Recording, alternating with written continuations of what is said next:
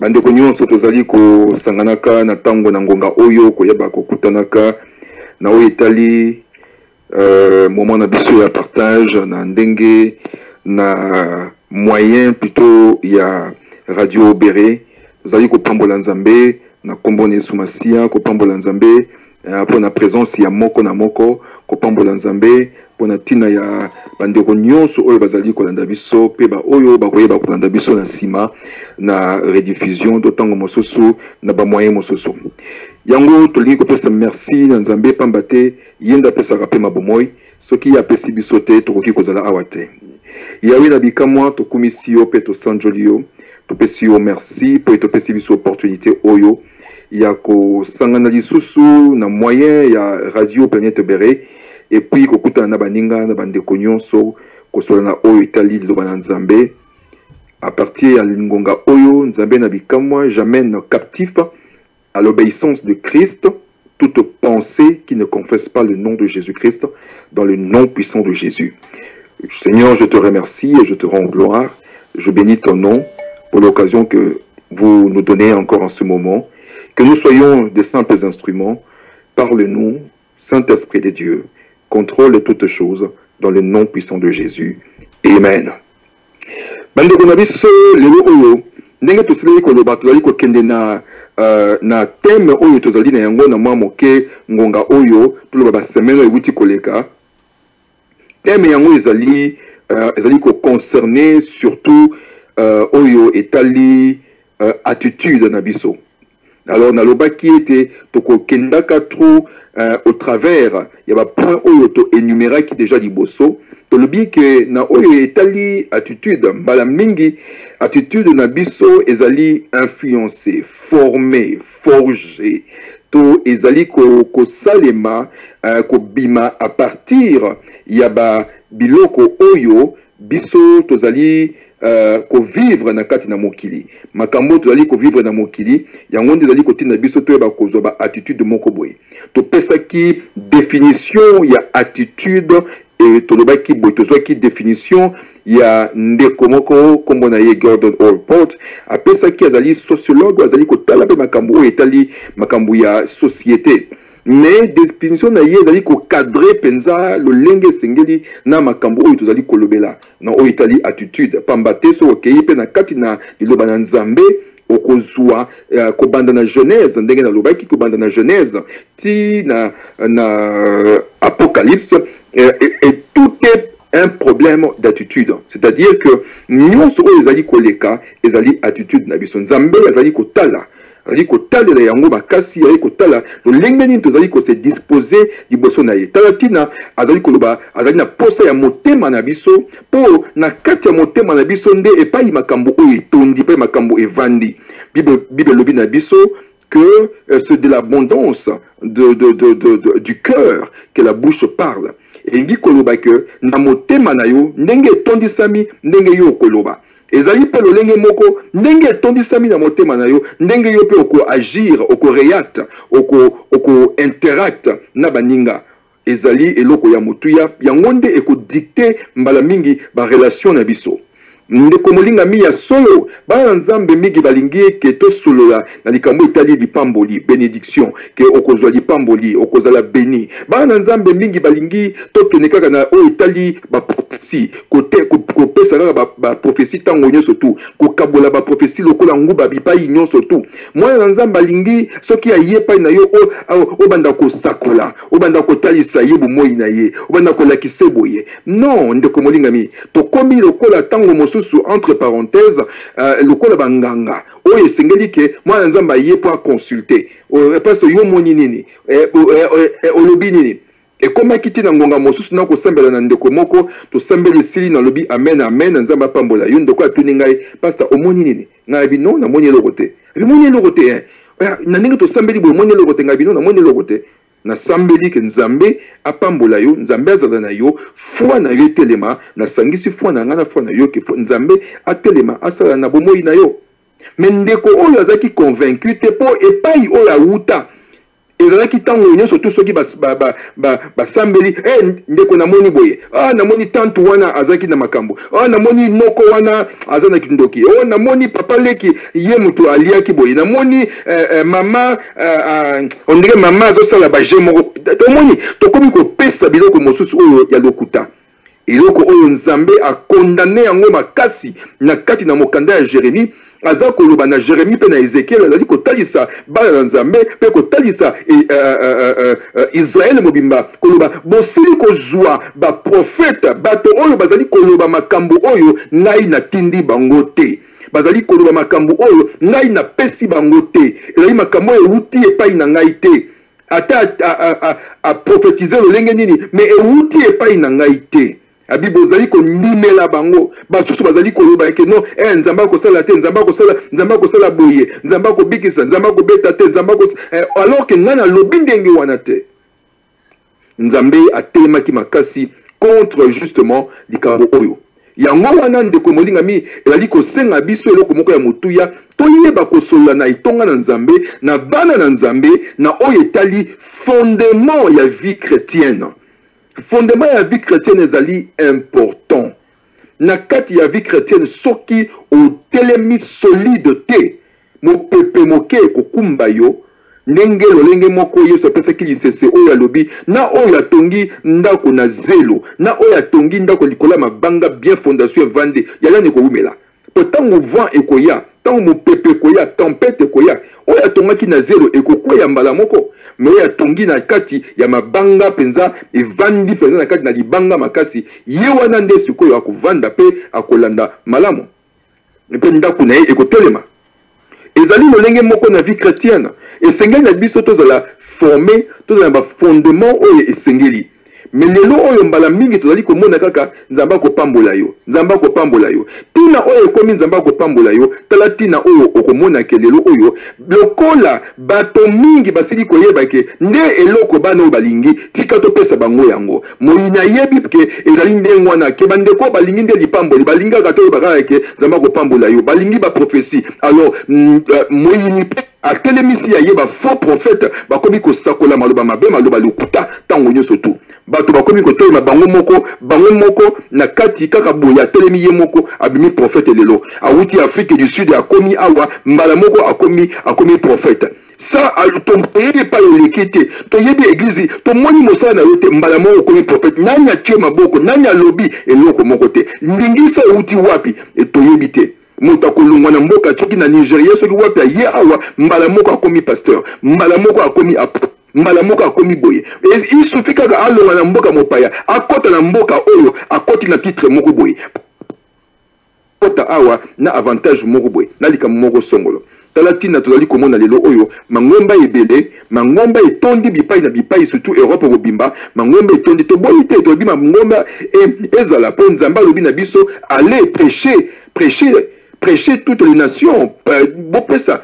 Yesu Masia na bisika nyonso tu tina oyo molimo mosanto yaki ezalaki tina na yango balobi vous recevrez une puissance c'est alors que vous deviendrez mes témoins partout en Judée en Galilée jusque dans les extrémités de la terre ezali malamu kokende kofungola baitonga kote ya bato mais ezali malamu kozana ndingisa ya nzambe kozana ordre ya nzambe ordonnance ya nzambe tango ordonnance ya nzambe ezali te tokosala n'importe quoi tala tina lelo oyo tokomi na bamakambo ebele oyo monike na kati na mosala ya bonzambe infiltré bakoti ebele bato bakoti ebele oyo kutu baza na manda ya nzambe te mais po na tina ya bagain moko boye oyo na lopoto tolobi bagain sordide pour des gains tout simplement de l'argent ou quoi que ce soit ils pensent que soki nazwi nzela wana nakozwa mbongo nakosala boye alors que mosala na nzambe ezali kaka yango te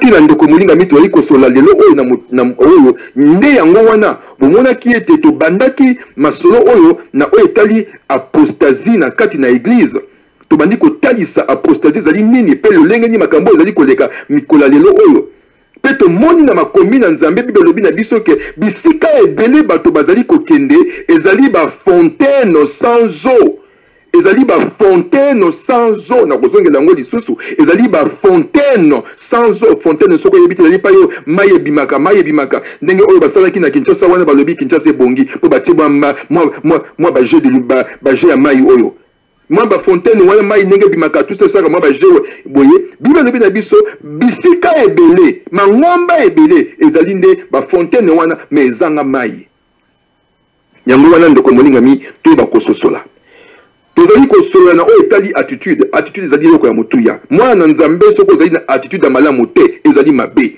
ezala na biso basali na nzambe ezala na baoyo na biso bandimi ezala na nani soki ozali mwana nzambe attitude na yo ezali malamu te ndeko moninga mi ezali pasi mingi nzambe atelema na bomoi na yo tala tina tozali komona lolenge nini nzambe azali koresiste orgueilleux pas alobi na biso clair alobi l'humilité précède de la gloire. Et puis elle dit que Dieu résiste aux orgueilleux, hein, et il fait grâce aux humbles. Et zali loko ya moto ya pona nini azali kolobela biso makambo ya attitude na biso oyo ezali important tango nzambe azali koloba makambo ya motema ezali nini ezali attitude na biso tango nzambe azali koloba makambo ya pardon il faut kolimbisa azoloba nini makambo ya attitude tango nzambe azali koloba na biso sengeli biso kozala malamu na baninga tolinga baninga mwana na nzambe sengeli bolingo eleka compassion ezala na kati na yo azali koloba na biso nini makambo ya attitude yango tolobi ke ezali eloko moko important tozongela bafondement oyo tokendaki liboso na oyo etali apostasie to break down yango ma moke toye kokota na oyo etali attitude na biso na kati na itonga na nzambe na kati na bafamille na bisika ebele tala tina tobandaki na pra liboso na oyo tolobaki bablessure intérieure tosoli na bablessure intérieure tomeki kokitisa yango ma moke mpona kofungola baninga ke bapota oyo nde ezali kosalaki bato mingi azali na bapota na bapasi mingi changer pe attitude na bango soki moto oyo azalaki déçu par un pasteur déçu par un prophète déçu par un je ne sais quoi tout cela ako changer pe attitude na ye vis-à-vis ya makambo na nzambe parce que moto moko songolo a décevoir ye to pesa ki pe likambo oyo ya moto oyo mwana mwasi oyo asili mobala liboso a décevoir ye mobala mibala a décevoir ye ce qui est sûr et certain mobali ya misato akozana ba problème akoyenda ko payer ba pot cassé parce que ndeko mwasi oyo akozwa attitude moko vis-à-vis ya libala ya bolingo to ya ba relation na ndenge moko boye ekozala pasi mingi ne ngwa to solaki makambo ya attitude ya ba blessure intérieure to pesa ki ba exemple ya Dina mwana ya Jacob to pesa ki exemple ya Absalom na Tamar kuna bana ya David to pesa ki ba exemple ebele lelo oyo tozali kozongela deuxième partie na biso tozali kokende na deuxième partie ya crise d'identité pambate na oyo etali attitude ezali formé to influencé à partir ya 4 points importants ezali na ba point mosusu lisusu mais nalingi ko focaliser ko zoom kaka na 4 points oyo 4 points oyo ezali nini ezali d'abord la crise d'identité la blessure intérieure, l'environnement, et puis les opinions et les croyances. Yango mine biloko oyo ezali ko influencer attitude na biso bisika nyonso oyo tozali.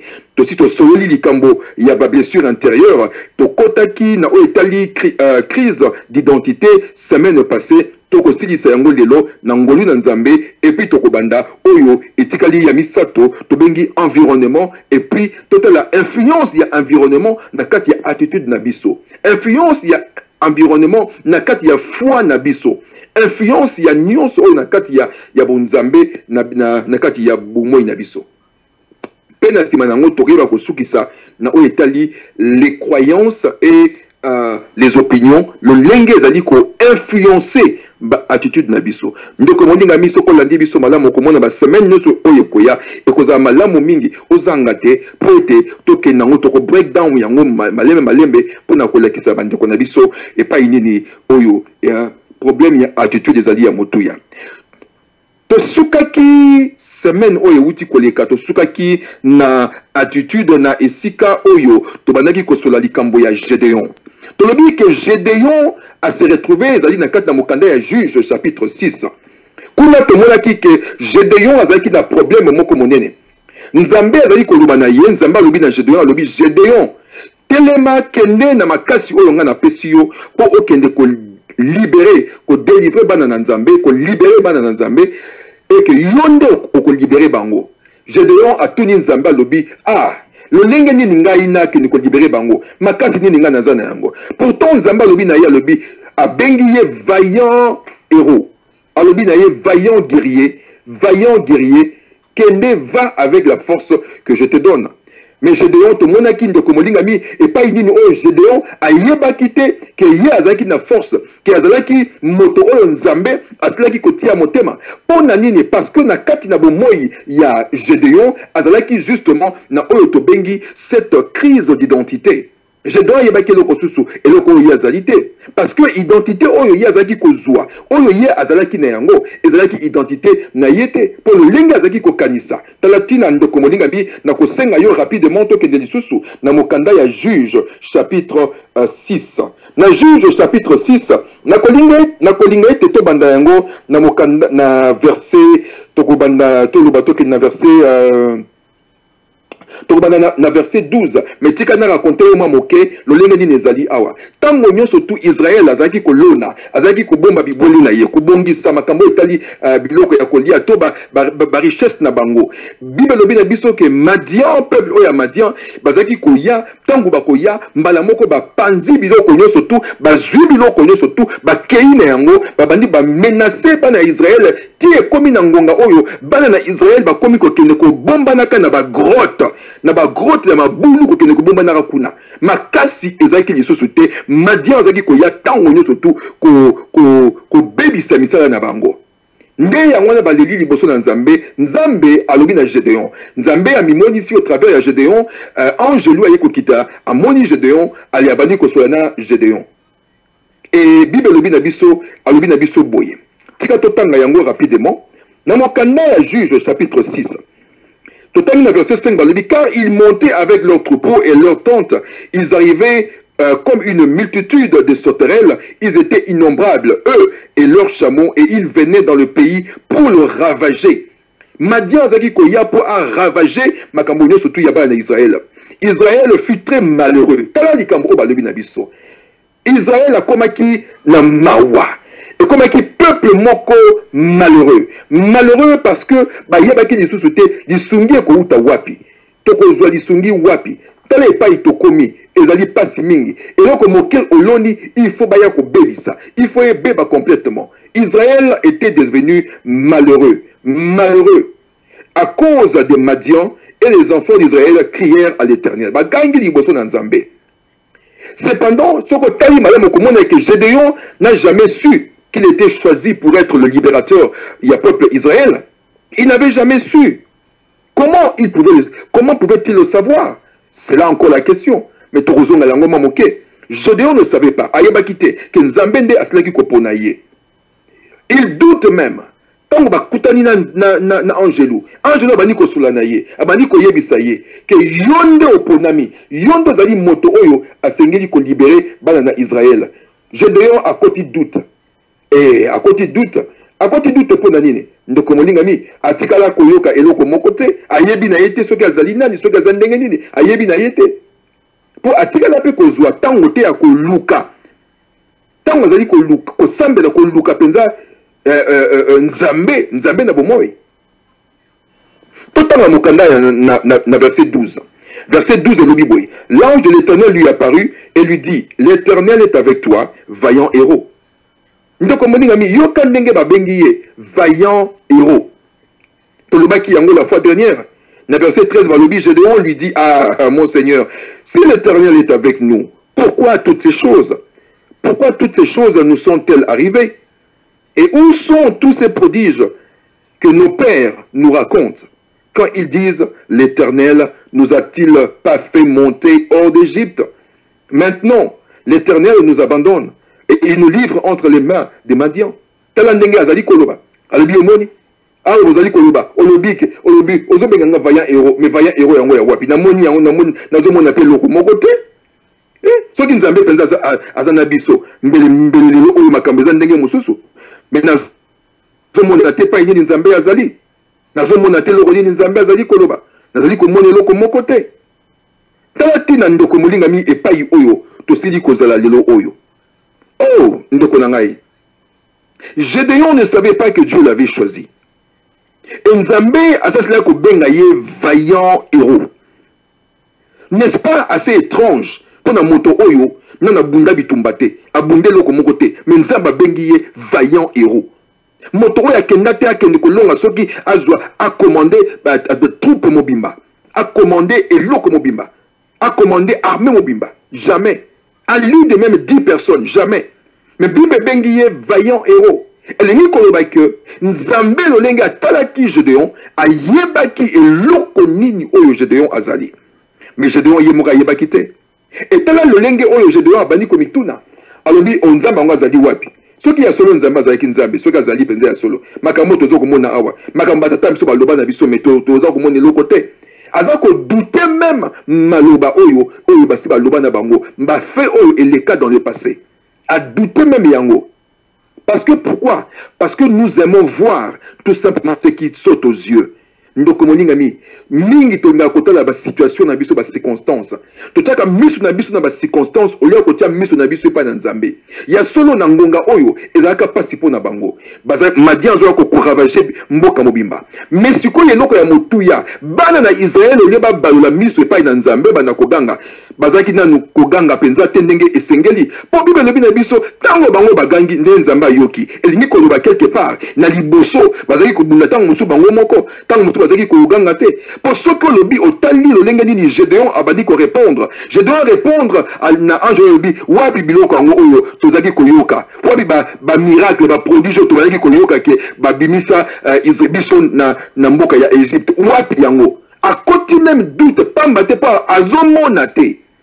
Mingi tolingi to mona. Oh bibelobi na biso, la foi est une ferme assurance, une démonstration. Et la assurance aux gens na kati et puis on a dit qu'on démontrer yango. Gédéon na simanango nde komolingami. Discussion est continuée du sous bango na mwanze tango nyoso tout. Mais Nzamba yebaki loko dine oyo yasaki na Gédéon, ayebaki. Dans verset 14, Bible dit, l'Éternel se tourna vers lui et dit, oh, alléluia, ndoko molingami, ezali loko moko ya mutuya, oyo esenge na biso toyeba kokanisa malamu totala lolenge nini Nzambe, azali kosala Nzambe azali kodoba na biso. L'Éternel se tourna vers lui et dit, va avec cette force que tu as, délivre Israël de la main de Madian. N'est-ce pas moi qui t'envoie? Nzambe a quitté lisusu koloba na ye, mbala oyo Nzambe a insisté alobi na ye. Lokola yo lobi wapi oyo makambo to mona to yoka. Wapi Nzambango oloba, Nzambango aloba, toyoka makambo ndenge na ndenge, mais Nzambango makambo ya aloba, sikoti lo oyo makambo ya sala biso tozo mona lokote. Alors lokola ezali ndongwana to yeba ndenge nini.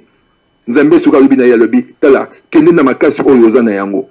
Na makasi oyo yoza na yango, kende na yango. Ngai nde Nzambe na tindi yo.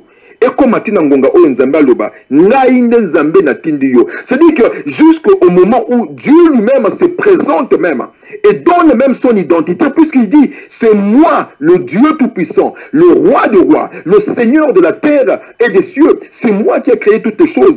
Donc je peux détruire Madian en un clin d'œil. C'est moi qui t'envoie. Au moni. Pambate, doute ezaki na kati na ye. Évidemment, doute koza na kati na ye te lolenge nini ndeko molingami. Na kota na deuxième point. Doute kota na ye na kati na ye te ndenge nini. Po Bible etalisi biso que papa ya Gédéon azalaki moto oyo azalaki kosalela ba idole. Pourtant bazali bana na Nzambe, bana na Israël.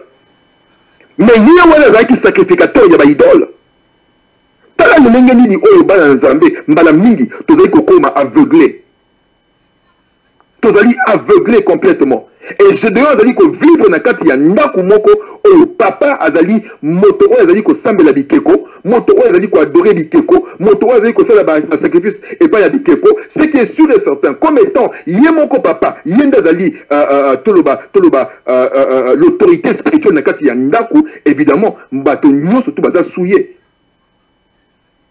Et c'est tout à fait normal que maintenant Gédéon a collé les gars na isika wana ayibi lisusu makambo ya nzambe te, makambo ya nzambe etikala et comme lokola histoire nde lolenge bato mingi bazali na mokola lelo bandeko ebele lelo oyo tozali awa tozali nde tokoma makambo na nzambe komande histoire et komande histoire mingi bayebi oui nzambe apasolaki mai Israël alekaki eloko toyebi yangwana. Oui, Adana Eve bazalaki. Mingi bayebi ke oui yaso mapa ekitaki na désert. Et tukala histoire pour na bango. Mais ezali lisusu te likambo oyo ozali ko vivre nzambe na yo. Gédéon bazali ko vivre nzambe te. Ya Gédéon ezaki histoire. Yé pa lobi yango alobi wapi masolo toyoka. Et si nzambe avec obligé yebisaye que ngainde nzambe avec obligé yebisaye que ngainde nzambe nazako tinda yo. Il y avait cette crise d'identité na kati na mboka na kati na famille oyo et particulièrement puisque je parle de Gédéon. Vous voyez, Gédéon n'avait aucune révélation sur son identité. Il n'avait aucune révélation. Il a fallu que le Seigneur descende pour lui communiquer et lui montrer justement la volonté, sa volonté. Pour appeler que non, parce que Gédéon, tel raisonnement, il y a Gédéon de Komodingami. Gédéon avait une attitude vraiment étrange. Son attitude était tellement à développer qui déjà complexe, il y a infériorité mokoboye. Et l'Okouane est surprenant, pourquoi? Parce que Azako discutait même dans Nzambe. Azako fait comprendre, et là l'Okouane a fait comprendre Nzambe que au salaire ezangaite ezangaite tamsusu ezamutemususu ke yo olingaki ozwa mais au salaire ezangaite nde komoni na mitika na yebisa yo na ndenge ozali koyoka ngai nzambe asala erreur te na vie na yo nzambe asala erreur te na vie na yo lolenge yo ozali eza lolenge nzambe azali koplanifie aza kokende na yango nzambe asala erreur te ndenge asala yo nzambe asala erreur te ata moke moto na mokili ba circonstance ya mokili nde elingi échanger yo identité ba circonstance ya mokili nde échanger yo identité ba circonstance ya mokili environnement na yo nde epusi yo okende mosika na nzambe ndenge na uti koloba bato mingi etikala kaka histoire mingi baza su connecté na nzambe te azoya etonga na nzambe mais azali connecté te tika na fongola eloko ndeko molingami mingi tokendaka itonga na nzambe to mingi oyo tokendaka na bisika oyo ya kosangana mpona kosambela toyali kokende kosambela mais connexion na nzambe ezali te pemba te ebele bazali kokende mpo papa akumbaki ye ebele bazali kokende mpo mobali akumbaki ye to mwasi akumbaki ye ebele bazali kokende mpo bana bakumbaki ye ebele bazali kokende mpo maladi moko songolo ekotaki na nzoto tika tokende voilà donc connexion oyo ya koloba ke molimo na yo ezala en contact avec le Seigneur avec l'esprit de Dieu ezali te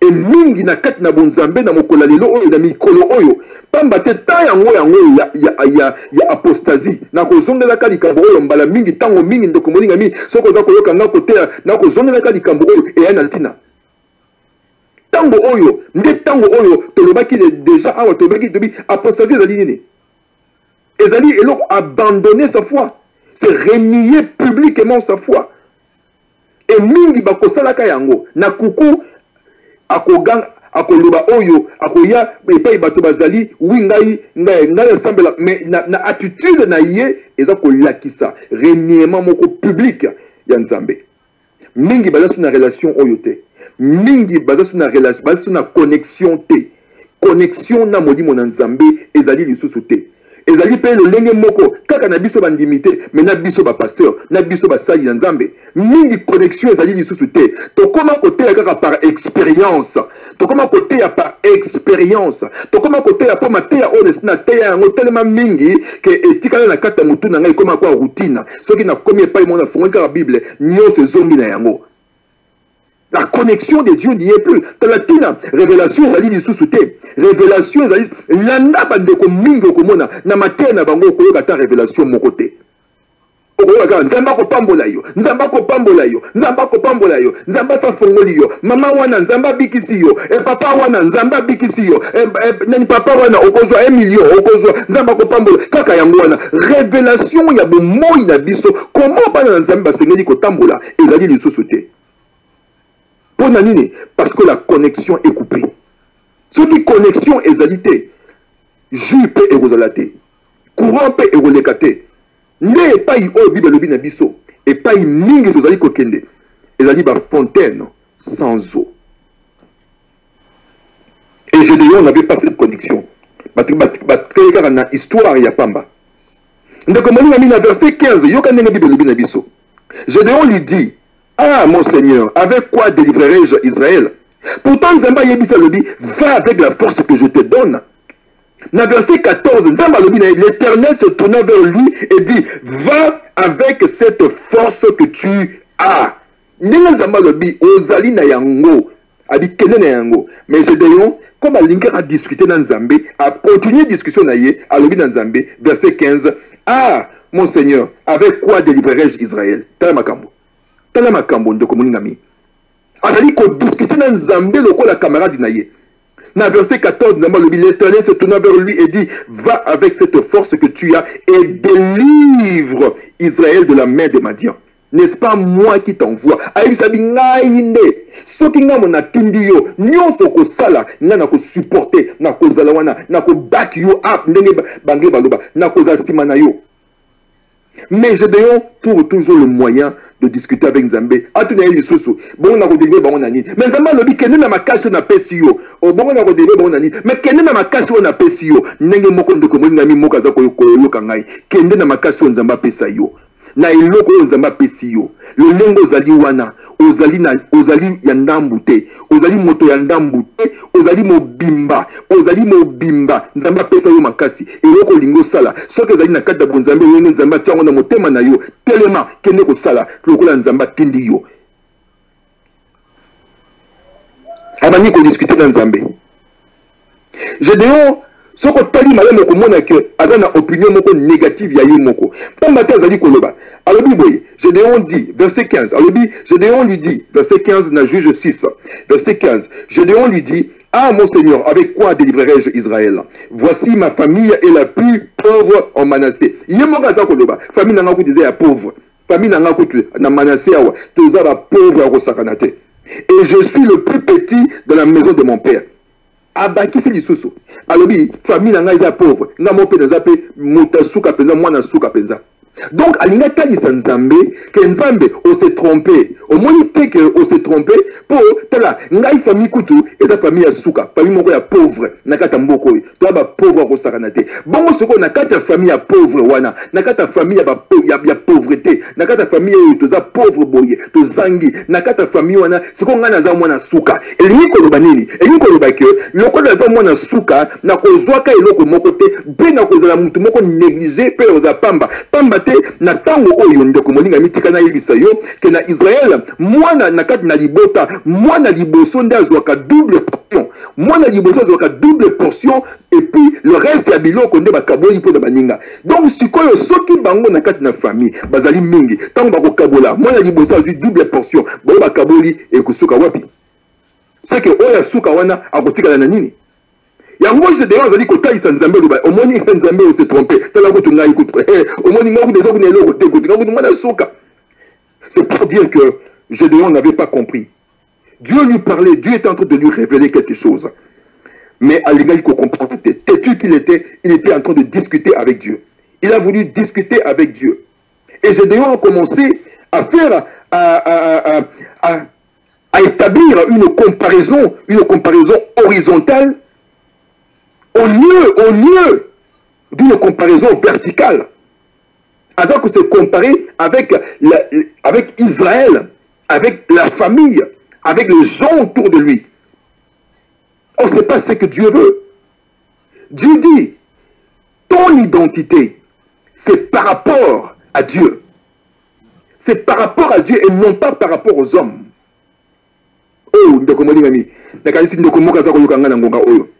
identité na yo. Ce que tu es, ce n'est pas par rapport aux hommes. Il y a une comparaison horizontale.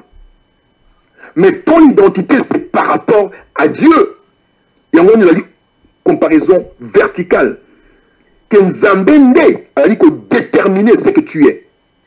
Et ta position, c'est par rapport à la parole de Dieu et non pas par rapport aux hommes ou bien à la société. Mais c'est ça que Gédéon faisait. Gédéon compare sa famille avec les autres familles d'Israël. Nous sommes les pauvres. Comparaison horizontale. Ma famille, ma famille, ta famille, ta famille, ta bango kuna, omoni bango kuna, et ta kuna, ta labo, ta bisona bango, biso ba pauvre. Comparaison horizontale, tant on surtout. Il compare sa famille avec les familles d'Israël sur le plan de la richesse. Azo comparé bango sur le plan de la richesse. Ensuite, il établit une comparaison avec ses frères. Naba frère na yemoko. Il établit encore une comparaison. Hein? Que naba frère na yekokutu, yenda zokutu, mutoka lisusu. Donc moi na souka. Oh, ndokomolingami. Comparaison oyo. Bien sûr, ezali assez simpliste ndokomolingami koyeba kotala yango komona. C'est une comparaison assez simpliste, assez horizontale. Ezali ko démontrer justement cette crise d'identité na katina Gédéon. Ezali ko démontrer justement la vie fragmentée oyo Gédéon azalaki na yango. Pambate, tala ndenge tutalobi na biso, na verset 16, na lingo tanga verset oyo mingi, pe okanga yango ya mutuya. Bible lobi na biso na verset 16, na kofungola loko moko. La parole de Dieu au verset 16 nous dit, toujours dans Juge 6, l'Éternel lui dit, après qu'il a discuté dans Nzamba, Nzamba est kolobanaye. L'Éternel lui dit, mais je serai avec toi. Attends, le baginaye, va avec cette force que tu as, tu vas délivrer Israël. Il y a le bisou, mais dans Nazanani, Nzamba, le abandonné les sous. Alors, déjà, c'est moi qui t'envoie. Mais abandonné les sous a insisté à l'obi. Mais je serai avec toi. Abi nakozala nayo. Et tu battras Madian comme un seul homme. Oh, alléluia. Alors, tu battras Madian comme un seul homme. Point oyo comme un seul homme, ezali important ya kosakana te pambate eza kolakisa ke Gédéon, tu n'es pas un homme, un seul homme, toto bake ozali compacté, tu n'es pas uni en toi. Tu es fragmenté, tu fais tu es divisé, tu fais des comparaisons par-ci et par-là. Comparaison avec Israël, comparaison avec les familles d'Israël, comparaison avec tes frères, comparaison avec ceci. Ndekomoni na misoko zaka na attitude oyo ya ko se comparer na bato, ko se comparer na bato na musala na yo, ko se comparer na bato na famille na yo, ko se comparer na bato na quartier na yo, ko se comparer na bato na ba famille mosusu dans la kata libota na yo. Ezali mabe pour comparaison wana ndenge bibelo bina biso comparaison n'est pas raison. Oko ezali yango te comparaison ne peut na oyo nzamba lobi, oyo nzamba lobi nde yo ozali. Yo zali oyo nzambe alobi, ezali oyo bato balobi te. Pamba te ceux qui se comparer na bato, nde pa yo komona échec kote na kati na vie na yo. Parce que okobanda ko agir, attitude no par rapport aux hommes. Tu voudras plaire aux hommes, au plaire bato, au plaire aux hommes chaque fois et chaque temps.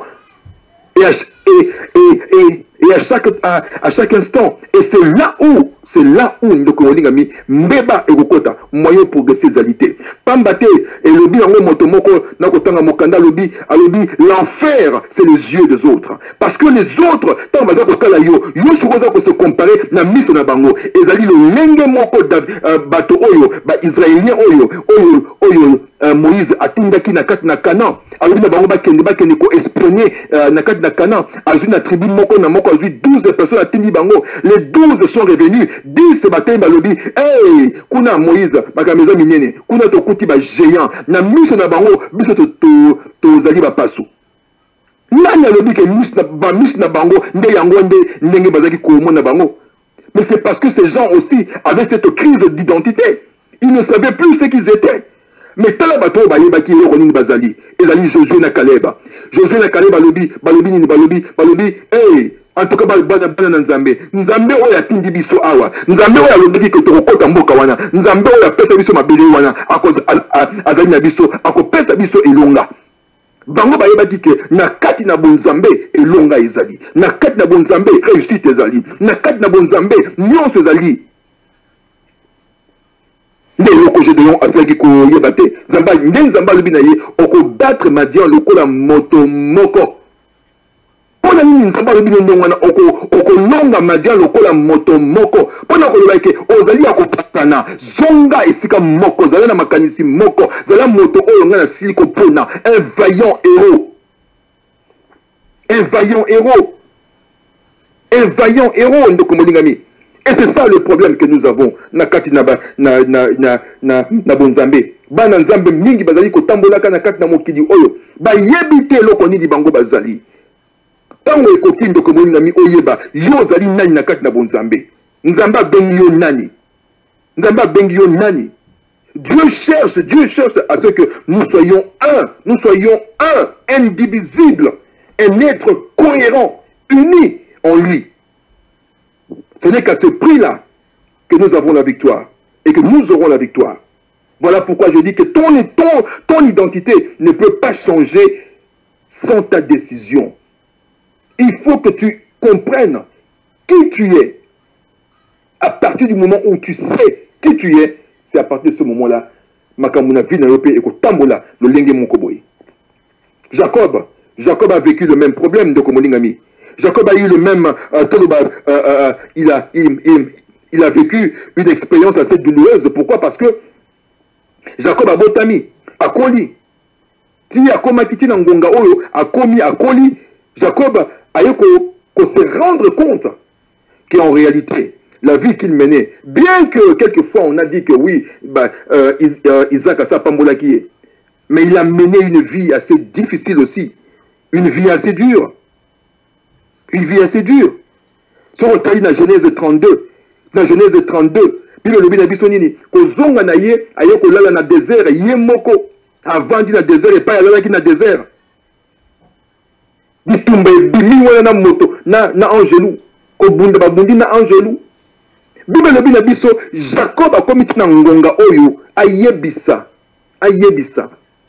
na angelou, pambola ngai, na kotika yo te soko pamboli ngai te. Mais c'est assez étrange. Parce que la Bible nous dit, ce que Tangi Malam, Isaac a pambola qui est déjà. Et ce que Tangi Malam, Jacob et pas Yazaki Kokende, et pas Inosakena, et pas Yalaban, il pambolé Zaki Kobima. La manifestation, il pambolé Zaki Kosalama. Bien qu'Azaki n'a pas de difficulté ça et là, mais il pamboli la manifestation, il y a des pamboli Zaki Kosalama. Nabomo Inaye. Pambaten de Komolingami, il pamboli, ce n'est pas simplement l'argent. L'Ipamboli, ce n'est pas les biloko. L'Ipamboli, ce n'est pas la voiture, ce n'est pas la maison, c'est quoi? Non, ça, ce sont les manifestations de la bénédiction. Ce sont les manifestations de la bénédiction. Mais la bénédiction en soi, c'est cette capacité, c'est cette onction, cette capacité que Dieu met en quelqu'un où à n'importe quel moment, à n'importe quel endroit, on a lieu moko qui gagne, où il est tout désert, il est toujours prospère. Quelque chose se passe. La faveur de Dieu est accompagnée. Gédéon est resté avec plutôt Jacob. Atikali na angelou ko bunda tango ne surtout. Abi na ye pambola ngai abi na kotika yo te soki pamboli ngai te. Mais eloko ya motu ezali que angelou atuniye yo kombo na onani. Ndoko molinga mi. Angelou atuniye kombo na yo nani. Jacob alobi kombo na ngai Jacob. Alobi non, kombo na Jacob était. Comment est Jacob était? Elle a dit comment on a Jacob? Comment on a Jacob? Elle a dit non. Tout le temps, à verset 26, il dit laisse-moi aller, car, dans verset 26 au chapitre 32, la Genèse, Il dit, laisse-moi aller, car l'horreur se lève. Et Jacob répondit, je ne te laisserai point aller, que tu ne m'aies béni. Il lui dit, quel est ton nom? Et il répondit, Jacob. Il dit encore, ton nom ne sera plus Jacob, mais tu seras appelé Israël, car tu as lutté avec Dieu et avec des hommes, et tu as été vainqueur. Il a été vainqueur. Il a lutté avec des hommes, et il a été vainqueur.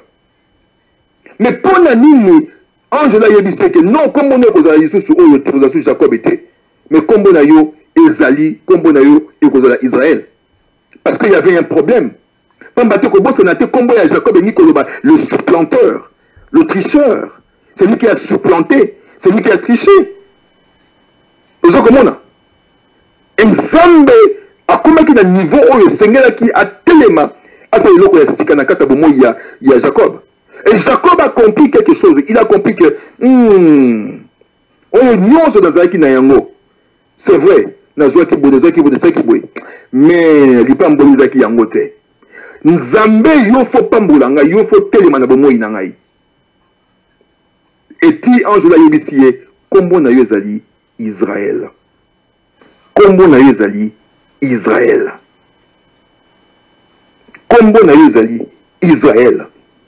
Soki Jacob abundaki te na angelou, soki Jacob abundaki te na angelou, angai pa yeba te.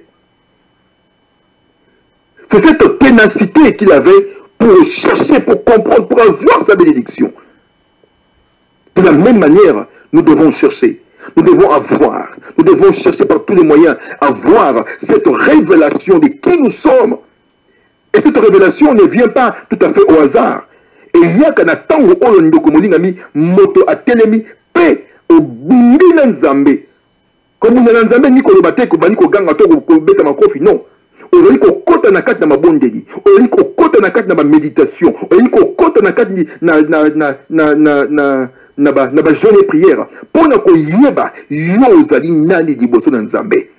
Bana nzambe moto nyonso tu na mokili. Oya botama azali na liloba moko to oyo nzambe atia na bomoi na ye. L'essentiel ezali yo o découvrir yango. Découvrir liloba wana. Na mokanda ya Esaïe nzambe alobi boye. Alobi, je donne des hommes pour toi. Je donne des hommes pour toi. Esaïe loko ya mutuya. Ingo yobake nzambe alingi yo, nzambe yebi yo, nzambe yebi lolongo zali, pe apesaka bato po na yo po abatelo po oyo okende liboso. Et si Dieu, Jacob a vécu ça, nzambe yeko tambola eti que na Bible lobi na biso, c'est alors que l'ange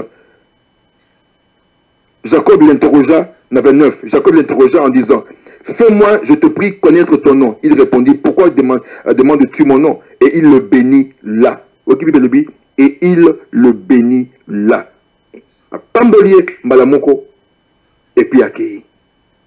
Jacob venait de comprendre qu'il était Israël.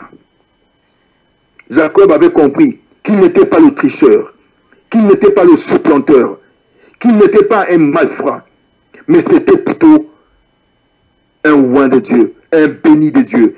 Il s'appelait Israël. Il a découvert et il a compris, il a eu la révélation de son identité.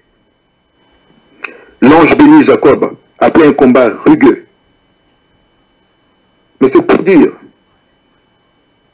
est-ce que biso bananzambe nangonga oyo moko na moko ayebi identité na ye? Parce que yebi identité na yo ndeko molinga mitoko bunda te. Et loko ezali kosala biso lelo oyo na bamangomba ebele tozali kobunda. Ezala na bamangomba, ezala na biso bapasteur, ezala na biso bandimi. Surtout na biso bapasteur, na biso bamangomba. Tozali kobunda nini bana na nzambe. Ce que tali malamu kobunda na biso ezali parce que toyebi te loko nini tozali. Pour ceux qui ont yebi que nzambe apesa yo ministère moko par exemple, na pesa exemple, ministère ya guérison. Oyo kuna bapesa ye ministère to loba ministère ceux qui peut na koko benga woni na yebi te ministère to ya prédication to parole ya koteya surtout moi na yebi ke ngai eloko nzambe apesanga ezali koteya tina nini na kokende kosala campagne ya guérison mpo ezali ya ngai te na kosambela kaka ke nzambe na koteya na ngai yo soko lingo bikisa bango mpo ezaka mpe ndenge wana mpo lobi ke na liloba no nde bato bakobikisama ntango naza koteya bango yo bandi kosala esili mais po ete lelo oyo tokomi moto oyo ayebi ke meme ata aza na likabo oyo te likabo ya profesi te tokosalaka baprofesi kotangaka ntango nyonso tu tobandi kopesa baprofesi na oyo ya lokuta mpo likabo wana ezali te moto oyo azali kosala yango ezali koloba ke miyebi te na ntango miyebi te okosala mosala na nzambe lokola bonyama bolimbisa bandeko napesa exemple oyo okosala mosala na nzambe lokola bonyama mpo omiyebi te. Il est vrai que Nzambe a visité yo à un moment précis, ta fongoli monoko na yo, obimisa ba parole de connaissance, obimisa maloba o esengeli na ngonga wana. Mais cela ne signifie pas que forcément tu as des dons prophétiques. Dieu peut t'utiliser à un moment précis. Mais cela ne signifie pas forcément que tu as un don prophétique. Dieu peut utiliser une personne pour à guérir quelqu'un. Mais cela ne signifie pas que tu as forcément le don de guérison. Ce sont des choses qui sont bien séparées, qui sont des ministères à part entière. Oyo Nzambe apesi na moko na moko. Et loko tozali ko bunda na kati na baitonga oyo na mona ke pai mususu na itonga mususu bato babundi pasteur abundi na prophète na apôtre. Bango biso bazana église moko me babundi ya kosakana te. Pourquoi? Parce que oyo kuna po ya nini ya kelo bakuna ngai eza église na ngai ezali boye ezali église na ngai ngane banda ministère oyo ngane sala mesala bo tokomi ko bunda po na ni po miyebi te bana Nzambe.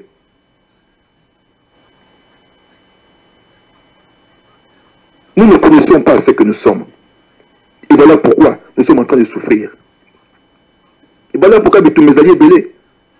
Soki tokena mokanda na chronique. Kuna lisusu tokomona histoire mosusu ya motuya, histoire ya ndeko oyo bato nyonso tu basili koyeba Jabez. Jabez a vu Jabez azalaki kosambela. Bible lobi na biso, il était un homme honorable. Il était honorable, honoré. Et koloba ke na mboka na esika azalaki na mwa situation moko malamu koleka baninga mosusu tango mosusu. Azalaki na standing de vie moko considérable. Mais ce qui est sûr et certain, Bible lobi na biso que Jabez a compris que quelque part, quelque chose ne va pas. Il dit au Seigneur, fumola ngai. Bien que nazali na lipambo na zui oyo, tala nazala, mais fumola ngai lisusu élargis ma tente. Fumola tente nangi kene mosika et fumwama.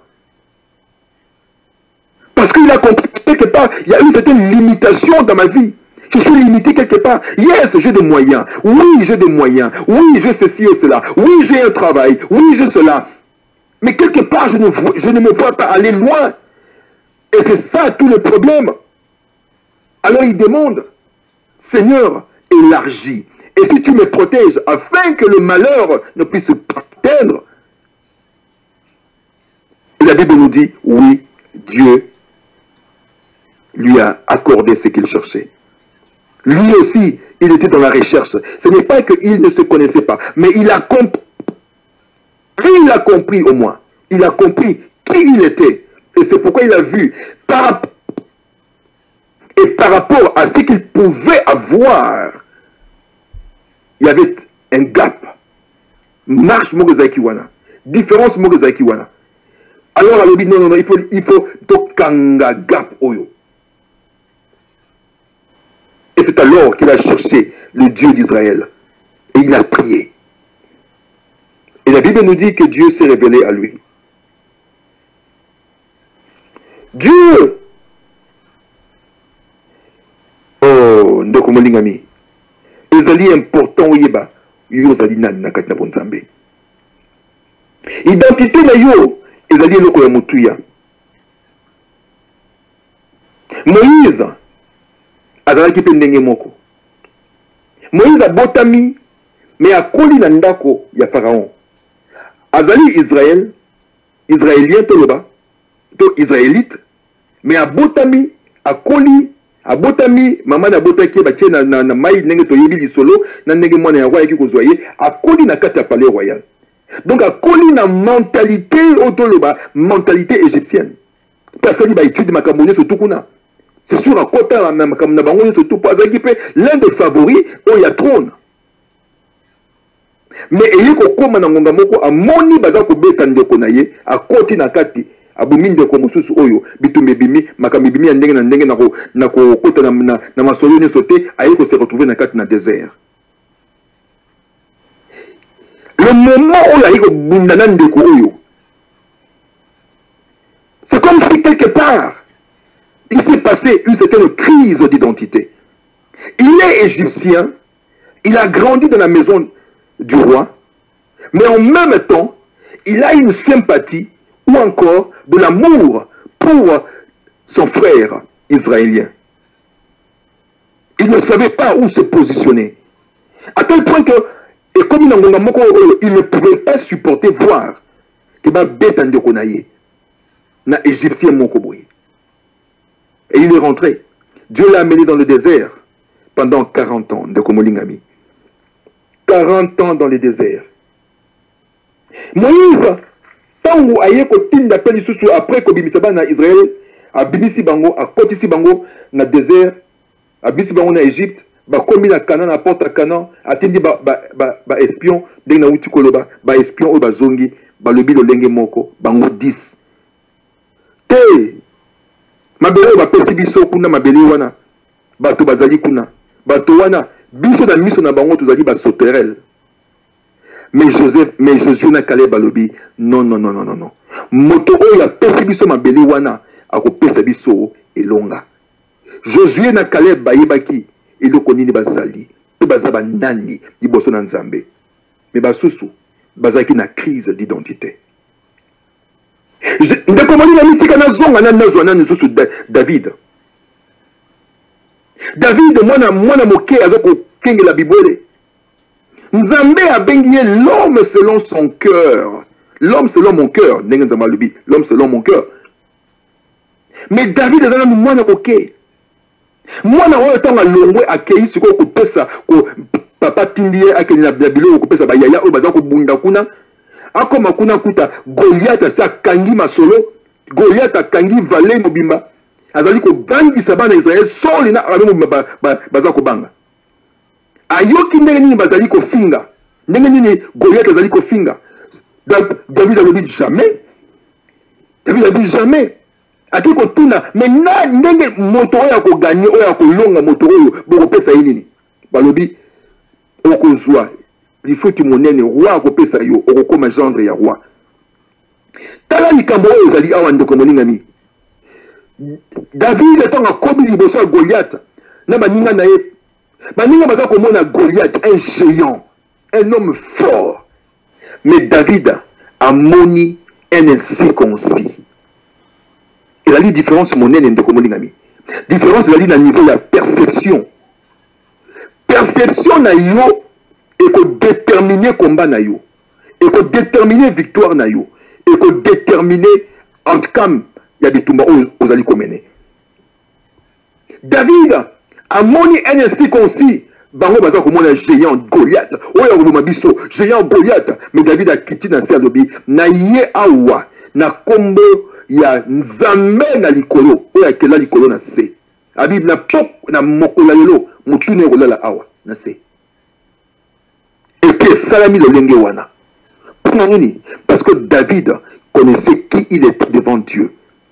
Il connaissait Talatina avant que Nebitumba alobi na Saül abi Saül tant on a na zamba na ko bunda na ba lion lion soka azum moko na kolande pe na botoli yango ou ça na landi pe na botoli yango. Aïbaki, qui il était devant le Seigneur. Voilà pourquoi Dieu l'a appelé l'homme selon son cœur. Étant à Kiti, à l'obi, ainsi confine au Asakana Nzambe. Les lois au Ban Nzambe, to koma kotambo la pamba pamba. Yo mwana Nzambe, au côté na kata ba salon de coiffure. Bazali ko finga Nzambe, bazali ko finga Yesu Masia, bazali ko finga makambo Nzambe. Yo vandi, ozobeta maboko, tam sipe o s'équiper lisusu. O tiepe moi commentaire. Identité dans les amis wapi. esengeli epai nyonso yo ozali olakisa identité na yo. Soki omoni likambo ya ndenge wana telema. Soki ata olingi koloba te wana azali makanisi na bino meza oyo ngai naza nango te. Ngai nayebi nzambe oyo nasalelaka.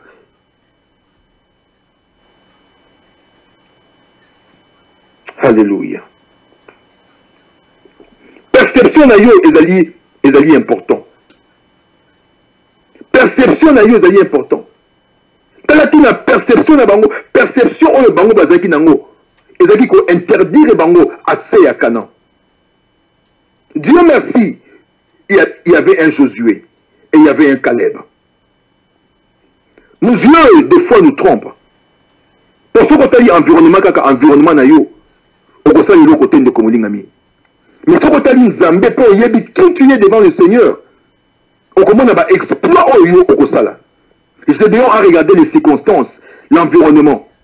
Les 10 espions israéliens, ils ont regardé les circonstances, l'environnement. L'armée de Saül a regardé les circonstances, l'environnement.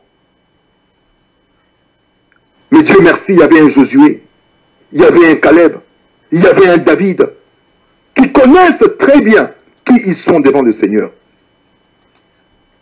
Il y a une différence. On ne communique ami. Il y a une différence. Il y a une que David azaki na ko banga ta mokete a telemi pe akei mbalamoko abandi ko lobela bango. Abandi ko lobela Goliath. Alléluia. Alléluia.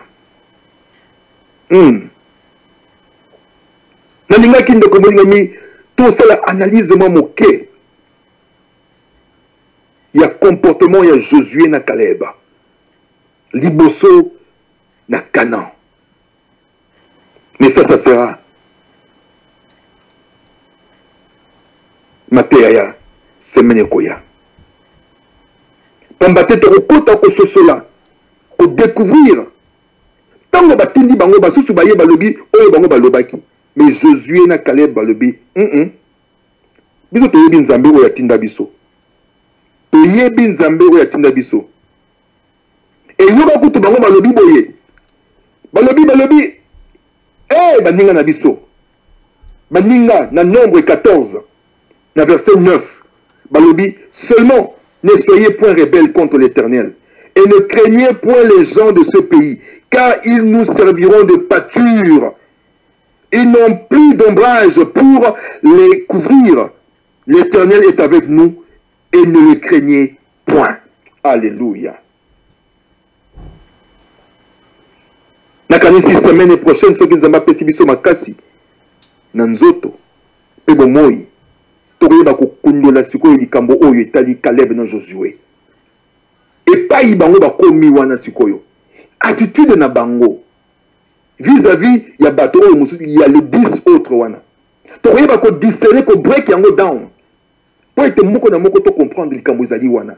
Pour ezali na eloko moko ya motuya esika wana ndeko molingami. Ya wana ko linga te ozanga. Semene ekoya. Tokota na lisusu. Tokoyeba ko sosola. Ko décortiquer lisusu esika wana. Ko bimisa lisusu makomi esika wana. Oyo ezali ya motuya. Nzambe na biso azwa lokumu nkembo pe masanjoli. Ndeko molingami yo oyo landinga na poko ya lelo. Nzamba pambola yo. Pena bandeko oyo bakolanda biso na sima. Nzamba pambola bango pe lisusu. Na pesi merci mingi na moko na kati na biso. Na bisika bozali Nzambe ayeba ko visiter moko na moko. Pe Nzamba batela bino lolenge singeli na kombo Yesu Masia. Merci pour na planète Béré, pour na radio Béré, pour na opportunité oyo. Ezali ko pesa biso lisusu ya koyeba ko kabola liloba na Nzambe. Nzamba kumisama lokumu kembo pe masanjoli ezonga epai na ye au nom de Jésus. Amen.